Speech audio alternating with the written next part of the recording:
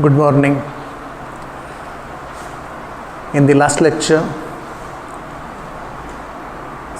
we derived Lorentz transformations using the concept of invariance of velocity of light.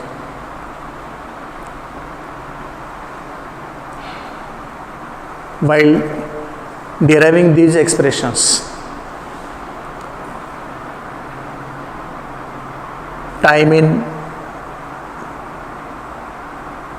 frame of reference S and frame of reference S prime are taken to be relative in Lorentz transformations. Time is not absolute. With these considerations and forming various equations according to the geometry and various assumptions we made, we got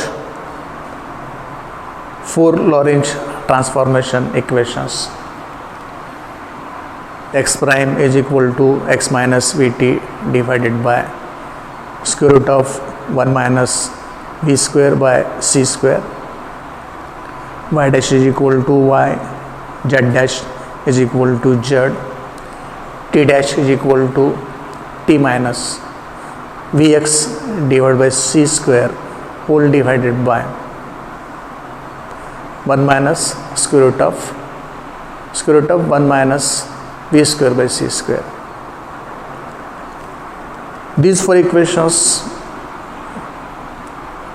we use further to write inverse Lorentz transformations. There x will be equal to x prime plus vt divided by square root of 1 minus v square by c square. Y is equal to y dash, z is equal to z dash, and t is equal to t dash plus vx dash by c square whole divided by 1 minus v square by c square. After completing Lorentz transformations, it is quite a big article. Let us move to the next article, and the next article is length contraction.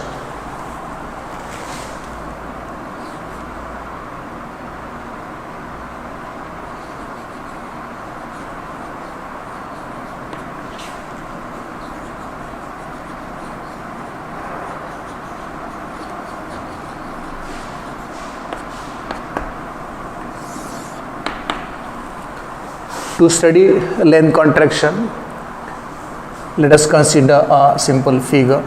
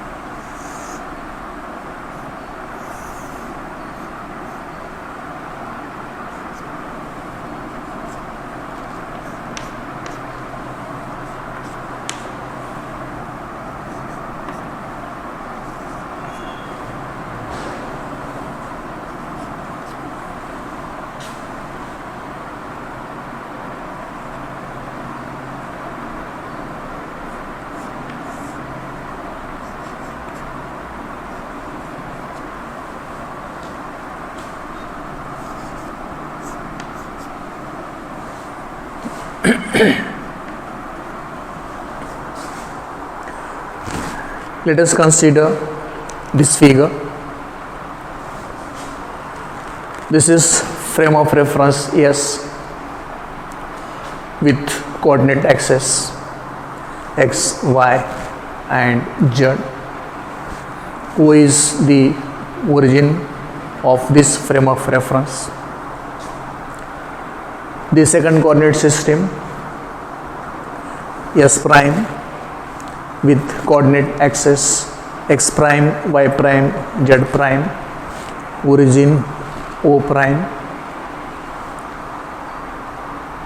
Let us consider at the beginning at time t is equal to 0, frame of reference S and S prime both are coinciding. Frame of reference S and S prime both are coinciding, so that x prime will coincide x axis, y prime axis will coincide y axis, z prime axis will coincide z axis, O prime will coincide with origin O. At t is equal to 0, the second coordinate system S prime started moving with a constant velocity v along positive x direction. First frame of reference will be stationary, and now second frame of reference S prime is moving along positive x direction with constant velocity v.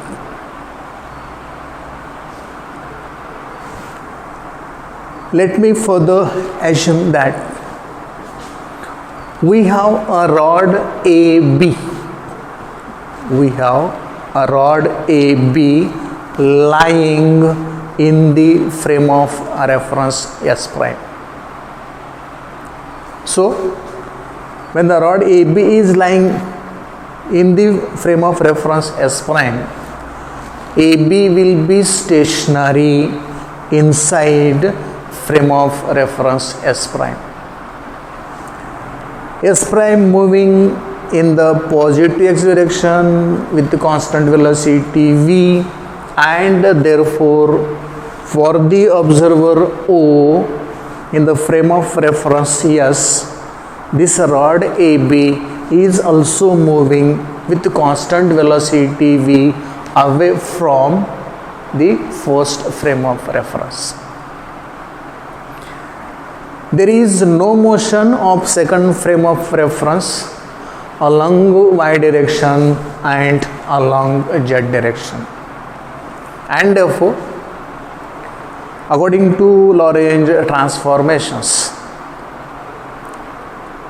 we always have y is equal to y prime and y prime is equal to y.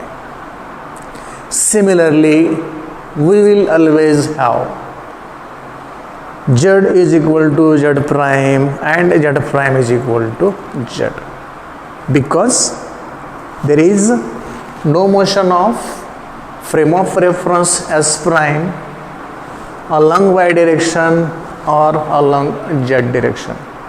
Because of this reason, y coordinates in both frame of reference will be same, z coordinates in both frame of reference will be same, as noted by observer O in frame of reference S by observer O prime in frame of reference S prime. Now, the observer O prime watches the rod AB in the frame of reference S prime. For this observer O prime, the rod AB is stationary. For this observer O prime, the rod AB is stationary.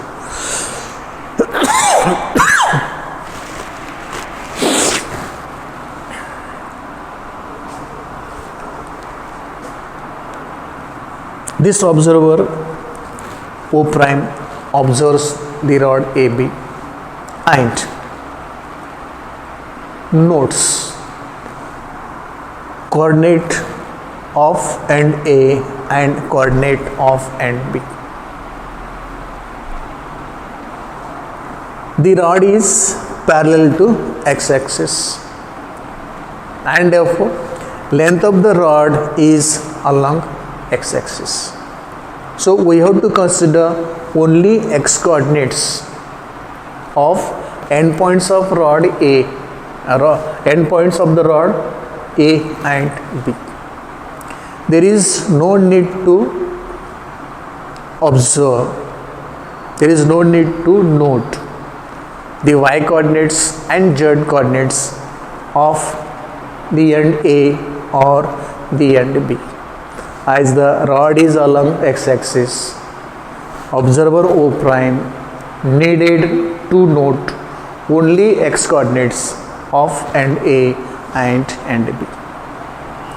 And the coordinates noted by observer O prime for ends A and B are x1 prime and x2 prime.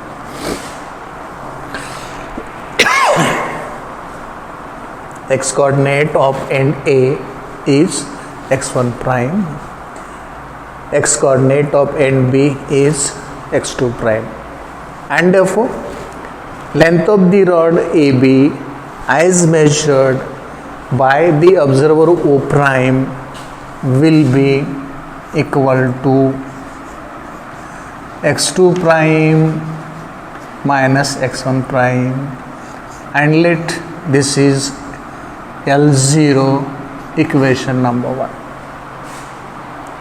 Length of the rod as measured by the observer O prime is L0 is equal to x2 prime minus x1 prime. The observer O in frame of reference S also observes the rod AB in the frame of reference S dash. In S dash it is stationary.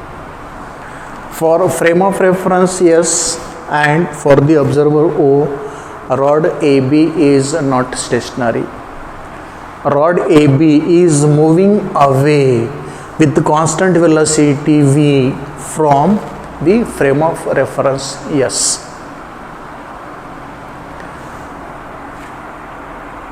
Rod AB is again parallel to x-axis of this coordinate system, and therefore to measure length of this rod, observer O also needs to note x coordinate of ends of rod AB, and he observes that x1 is x coordinate of end A, x2 is x coordinate of end B, and length of the rod AB as measured by observer O in frame S will be L is equal to x2 minus x1 equation number 2. Length of the rod AB as measured by the observer O is L is equal to x2 minus x1 equation number 2, where x1 is x coordinate of end A, x2 is x coordinate of end B. Length L0 is noted by observer O dash in frame of reference S dash. Length L is measured by observer O in frame of reference S. We want to see relation between this L and this L0. L0, length measured by O prime of the rod lying in the same frame of reference.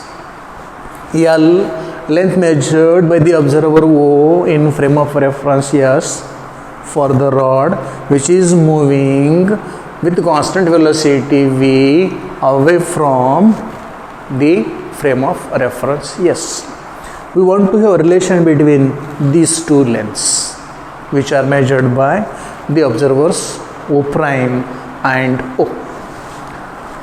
To get relation between these two,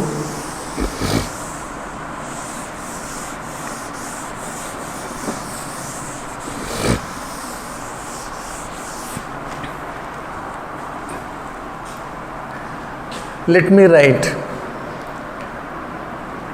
Lorentz transformation equations for x coordinates. In general, x prime is equal to x minus vt divided by square root of 1 minus v square by c square, equation number 3. This for x1 prime will be equal to x1 minus vt divided by 1 minus v square divided by c square, equation number 4. And this is for the second coordinate, x2 prime is equal to x2 minus vt divided by 1 minus v square divided by c square, equation number 5. L0 is x2 minus x1 dash. So, let us get x2 minus x1 dash using equations 4 and 5. Subtract equation 4 from equation 5. Subtract equation 4 from equation 5. If we subtract equation 4 from equation 5, we will have here x2 prime minus x1 prime is equal to x2 minus vt divided by 1 minus v square by c square minus x1 minus vt divided by 1 minus v square by c square in the square root.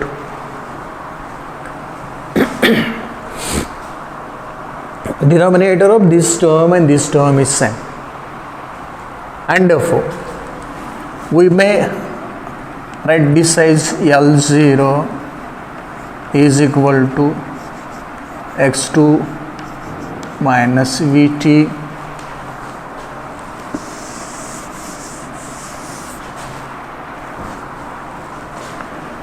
minus x1 plus vt divided by 1 minus v square by c square inside the square root. Minus vt plus vt identically cancels out because both are same and opposite to each other, and so we have here L0 is equal to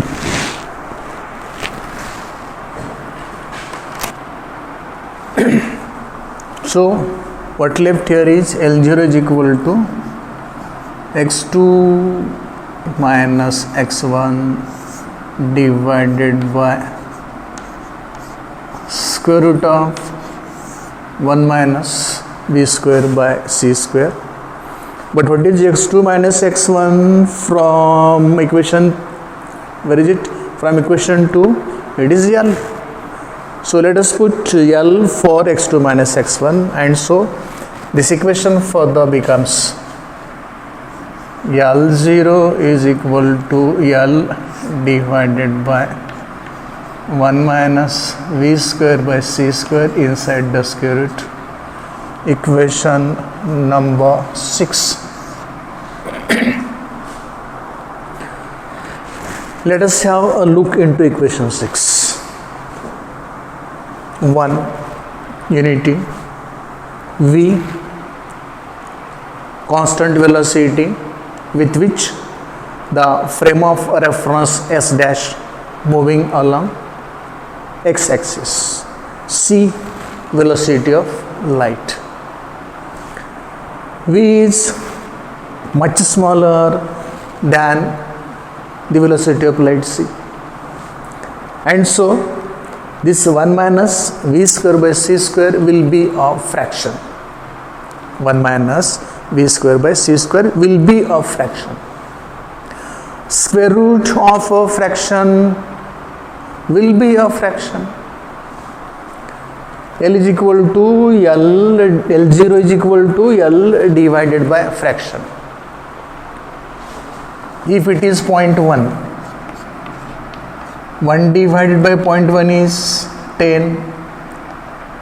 If it is 0.2, what will be this?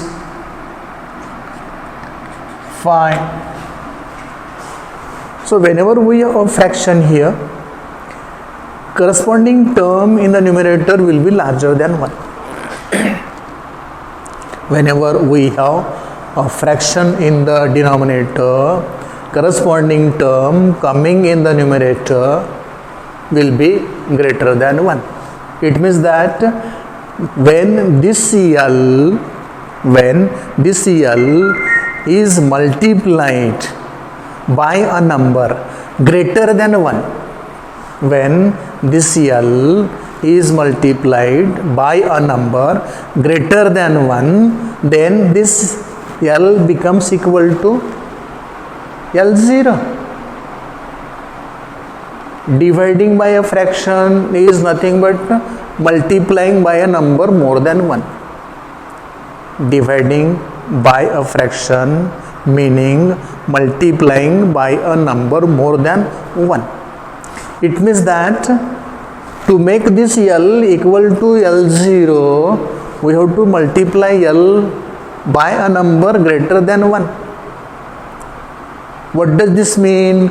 It means that this L is smaller than L0. Meaning of this is length L is smaller than length L0. Equation number 7. Meaning of this is length L smaller than length L0. What is L0? Length of the rod measured by the observer O prime in the frame of reference S dash in which the rod AB is stationary. What is L? L is length measured by the observer O in the stationary frame of reference when the rod, actually the frame of reference containing the rod, is moving away from the observer O with constant velocity v. What does this mean? It means that if we are observing any object moving away from us, for us the length of that object is decreasing. Length of that object is decreasing continuously. We are stationary, we are observer. One object is moving away from us. As the observer is moving away from us, and if we observe length of the object, we find that length of the object is decreasing continuously. For the stationary observer. This is known as length contraction. But if the observer in the frame of reference in which the rod is lying, in which the object is lying, if that observer watches the rod, watches the object, for that observer the length is not changing, the length is remaining same. But if a stationary observer is observing any object moving away from it. What the stationary observer watches, what the stationary observer finds, the stationary observer finds that length of the object moving away from the stationary observer is decreasing continuously. This is phenomena of relativity. This phenomena of relativity is such that for any stationary observer, objects moving away from the observer seems to contract in length, and this phenomena of relativity is known as length contraction. So this is about length contraction, very important phenomena of relativity. Let me tell you one example. Let us suppose that you are at the railway station and you are on the bridge, flyover made to cross the rails, and one railway has departure from the station, and from that flyover you are watching the railway moving away from you. If you continuously watch the railway moving away from you from the flyover, you will find that length of the railway is decreasing continuously.